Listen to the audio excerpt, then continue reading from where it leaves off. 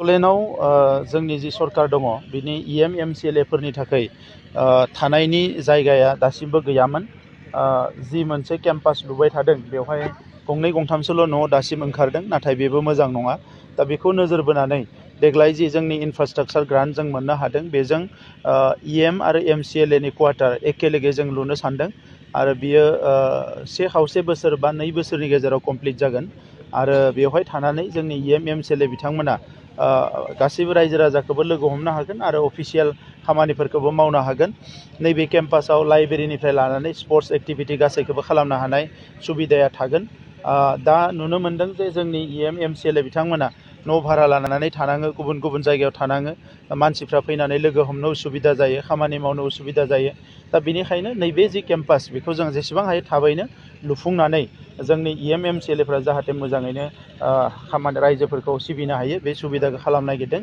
आरो बे हरिनागुरि ओनसोलाव जोंहा बेवहाय बड'लेण्ड जि क'क्राझार इउनिभारसिटि बे जानो थांगासिनो दङ आरो बावखुंग्रि जि ओनसोल बेखौ जोङो जोबोद मोजाङैनो बावखुंग्रिखौ नेशनेल लेभेलनि मोनसे टुरिस्ट स्पट डेभेलप खालामनो थांगासिनो दङ आरो बेवहायनो मोनसे फिल्म स्टुडिअ खालामनायनिबो जोङो सानबाय थादों बे ओनसोलावनो। आरो बेजों लोगोसे जोङो बावखुंग्रि ओनसोलाव गुबुन गुबुन एक्टिभिटिफोर जों खालामनो आखायाव लादों आरो क'क्राझारनिफ्राय लानानै बावखुंग्रिसिम जि लामा दङ बे लामाखौबो बाइलेनाव जोङो डेभेलप खालामनो सानदों। दा बे क'क्राझार जि टाउन बियो सोनाबथिंजाय एक्सटेन्ड जाबोनांगौ, मानोना खोलाथिंजाय गोबां जायगायाव एनक्रचमेन्ट जादों। दा बेखौ नोजोर बोनानै जोङो खोला फारसेथिं जोंनि टाउनखौ एक्सटेन्ड खालामनायनि थाखाय नैबे हाबाफारिखौ लानाय जादों आरो बिसेसके नैबे जि जोंनि क्वार्टार जागोन बेयो गोदान मडार्न गासैबो सुबिदाफ्रा बेयाव थागोन।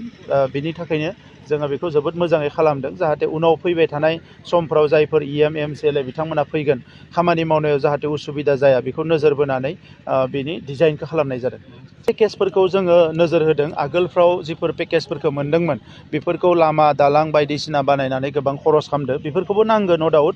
नाथाय जोंनि समाव जिफोर पेकेजखौ जों बा मोननो थांगासिनो दङ बेखौ मेक्सिमाम 90% जोङो इनस्टिटिउसनाव बाहायनो नागिरदों जाहाथे फैबाय थानाय जेनेरेसना बेवहाय मोजां सोलोंथाइ लानो हायो। हटेल मेनेजमेन्ट इनस्टिट्युट, बेजों लोगोसे जोङो बेवहाय पलिटेकनिक लादों, बेबायदि गोबां इनस्टिट्युट, रुरेल डेभेलपमेन्ट इनस्टिट्युट, बेबायदि गोबां जों इनस्टिटिउसनफोरखौ लादों जाहाथे जोंनि ओनसोलावबो मोजां मोजां इनस्टिटिउसन जायो आरो मोजाङै फरायनानै स्टाडि खालामनो थाखाय सुबिदाफोरखौ मोनो बेखौ जोङो नोजोर होदों। आरो बेजों लोगोसे जिखिनि आरोबाव फान्डफोर जोंनियाव फैगासिनो दङ बेफोरखौबो दायो जोङो प्रेक्टिकेलि लाइभलिहुडआव मानसिफोरनि इनकाम जेनेरेसनाव बोरैहाय जोङो इउज खालामनो हायो, बाहायनो हायो, बेखौबो जोंनि सरकारा गोबाङैनो नोजोर होदों।